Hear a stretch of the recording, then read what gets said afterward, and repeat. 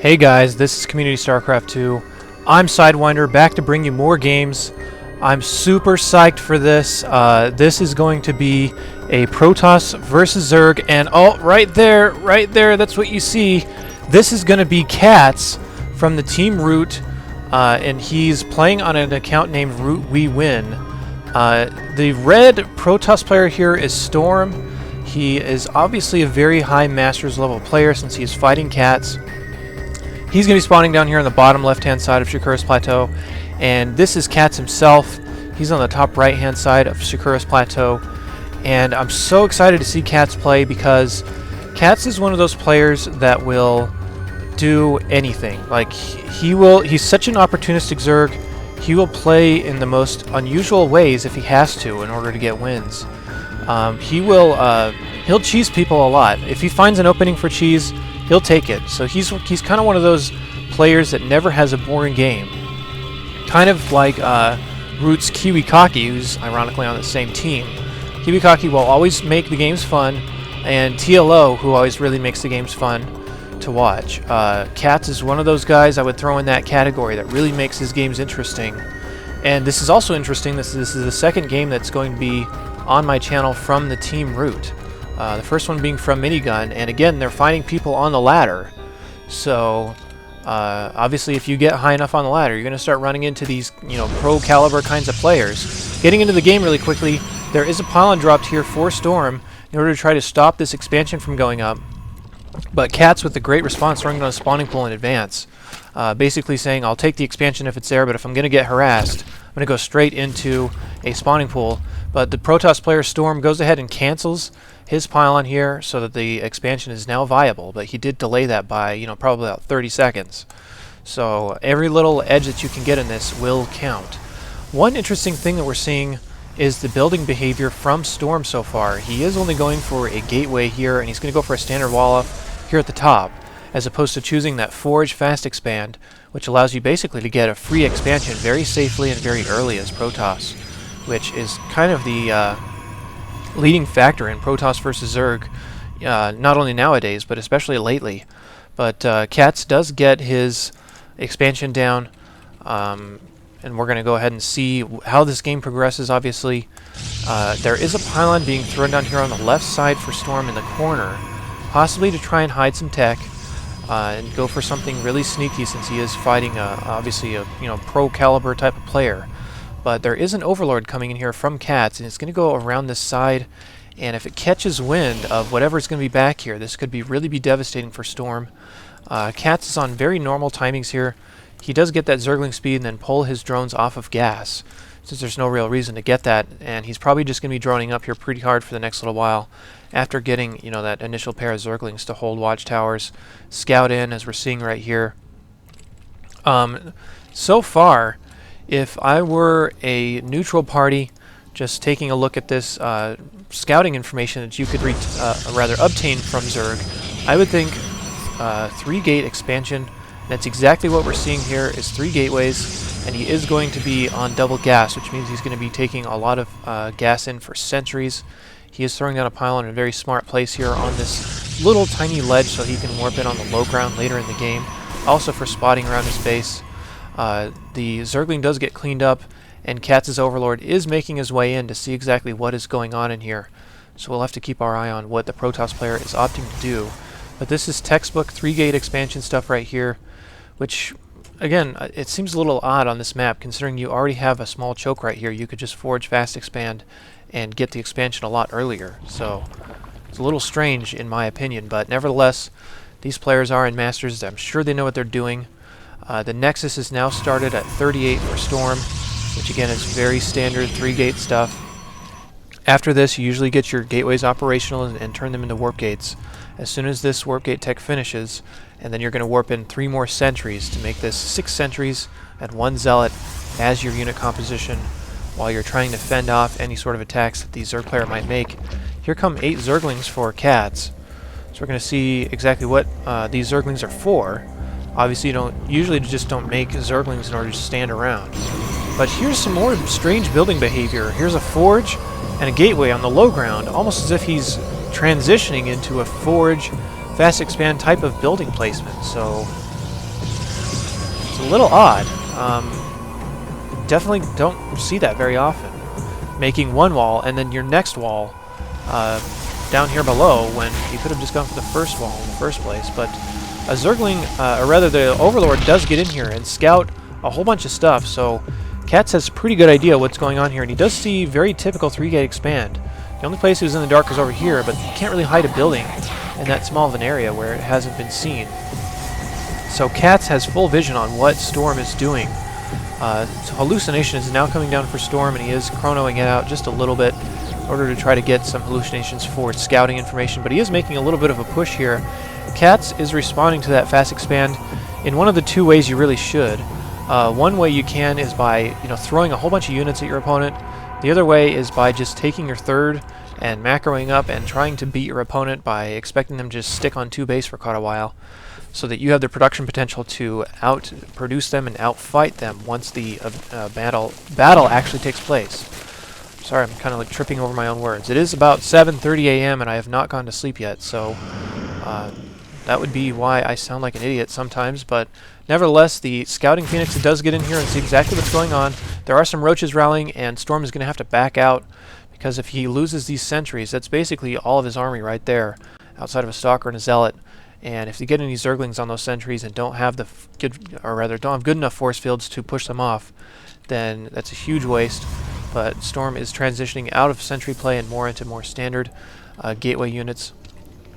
There is a robotics facility on the way, signaling typically Colossus tech, so you usually don't open up 2 tech paths against Zerg most of the time, and by that I mean you usually don't open up into like robotics and like High Templar or Dark Templar, or robotics and a Stargate. So we'll see what he opts to do with that. Obviously very popular right now and very standard is to go for typical Colossus, Blink Stalker, Sentry kind of plays. There is a Hallucinated Phoenix scouting in here to see this third. So I was going to say a terrible pun. I'm going to hold off on it. So I guess I'm going to spare you guys from having to hear that crappy pun I was just going to make. So whatever. Anyway, there is a Hydralisk Den coming up here from KatZ, which has actually fallen out of favor a little bit in Protoss versus Zerg because of how easy it is to just force field this Roach Hydra composition back and really mess it up. Ton of stuff coming down here for KatZ. There's going to be Roach speed. Burrow is now done. You have to imagine Tunneling Claws is going to be on the way as well. There's more Roaches coming out. Spreading his creep very well, as we can see here. He's almost at the halfway point of the map at about 11 minutes. But here comes a small force out of Storm. Storm has an interesting decision to make whether to scout in here, and he's going to see the army, and whether he decides to commit to a little bit of a push or to fall back and not really like it and get his tier 3 units out, which is going to be Colossus as we see the robotics bay coming down now. Storm is taking his third, and he is holding a little bit of map control and doing excellent scouting with these Phoenixes to keep up on exactly what KatZ is doing in the meantime. KatZ is setting out a little bit of a seeker group of Zerglings to see everything that's going on, checking for expansions most likely, as the Zergling is going to come up here and see what's happening. This Zergling dies, and this Zergling is going to get in here and see the third is now started. But there is a nice little wall coming up here from Storm to hopefully prevent any sort of Zergling run-bys.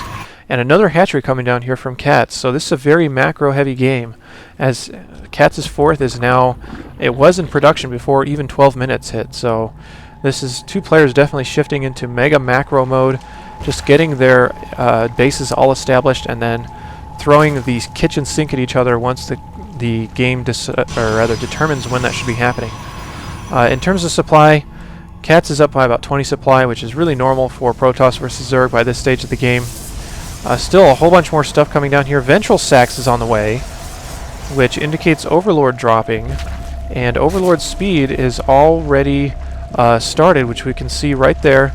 So KatZ, with this Hydralisk play, almost looks like he's going to transition into some Hydra drops, which, especially on this map as Protoss, is terrible to try and deal with if you don't have a Stargate out, because those Hydra drops can, well, his army's sitting right here. If he drops Doom's drop, or rather Doom drop in KatZ, or rather Storm's base, you're going to see a ton of units already in here, and the Protoss army is going to take forever to recover, since it's such a far walking distance to get over here. I mean, he could focus down the Nexus and kill a whole bunch of workers before loading back up into his Overlords and getting out of there before even fighting. So, but the other interesting thing is that a baneling's nest is now coming down, and it is going to be right there as he is, you know, pooping out some creep from these overlords in order to, I want to say power that, but it's more so like keep it alive. KatZ is taking a 5th, again now at 14 minutes, so this is blazingly fast macro. KatZ just kicking it into overdrive. Look at this list of stuff coming down. Pathogen Glands is almost done. Infestors will be out. Roaches, Zerglings, Hatchery, which we saw. Spore and Spine Crawlers going up. Level 2 missile attacks. So this is really interesting stuff that's coming out here. This looks like it's going to be a Roach drop here. More Roaches. Zerglings. This is going to be a massive drop. He's loading his entire army into these Overlords. And he's sending these Overlords. It looks like he's going to send them right here into that spot I was highlighting before, which is very common to see drops actually take place right there. Baneling speed is on the way. We're going to see exactly what this drop is going to do. He is actually splitting up his drop, so the biggest drop is actually going up here to the 4th, or what would be the 4th of Storm, but the Roaches are going to hit the ground, and they're going to take out a whole bunch of workers, and the workers do evacuate. Actually, pretty nice reaction time there from Storm, but the Protoss army is kind of posturing like it wants to go forward, but it's not ready to. Huge drop here at the 3rd, and KatZ has the inside track here. These Zerglings can get all over this mineral line. These Roaches and Hydralisks will hold off this army for a little while until these Zerglings can do enough work, but it looks like KatZ is actually going to prioritize taking down that Nexus, which is not going to get all the way down. At least you would think so. Look at its health. It is dropping, and it doesn't get down. So if he committed a little more to killing probes, that would have been a better drop. Holy cow, there are 18 Banelings now in production. So we see them morphing right here in the middle of the Zerg terrain.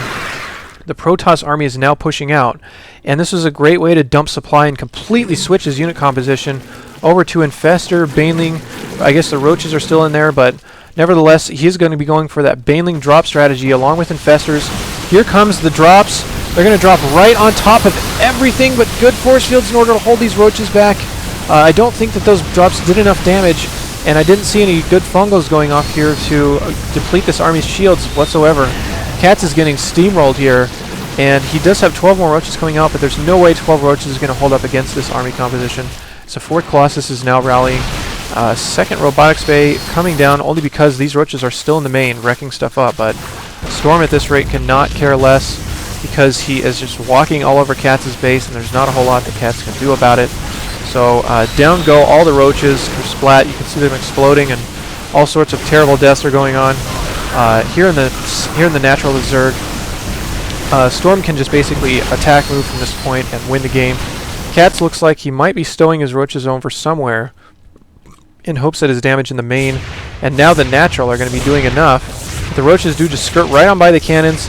They need to get in there a little further. There they go, and turn around and fight these probes. And if he can somehow fight this army off with the last stand, last ditch effort, then he'll be okay. But again, there's way too many Colossi here.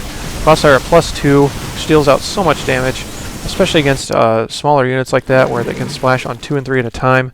Here's more Roach drops going on. 2 more robotics facilities coming down for the Protoss player. So we're getting into a little bit of a base trade situation, but I kind of still feel like this Protoss player has this under control. These probes actually did not get transferred out, so Storm is not going to have any income after this. Here comes a little bit of an engagement as drones are running away. Excuse me, this is not really an engagement, it's just drones and overlords. But here comes these Roaches up here into the 3rd of the Protoss, and another drop into the 4th, or what would be the 4th if there was even a Nexus here. KatZ is banking a ton of minerals. He needs to really spend this as fast as he possibly can. Possibly even throw down an extra hatchery to get units out as fast as he can. There's 8 Infestors on the field. Roaches are going to be doing some okay work against these Blinkstalkers, but once the Colossi show up, he's in deep trouble. He's evacuating all of his Roaches out of there, or at least as much as he can. And now Storm is really running out of buildings. He's being revealed to KatZ, so if you take a look at KatZ's vision, this is what he sees.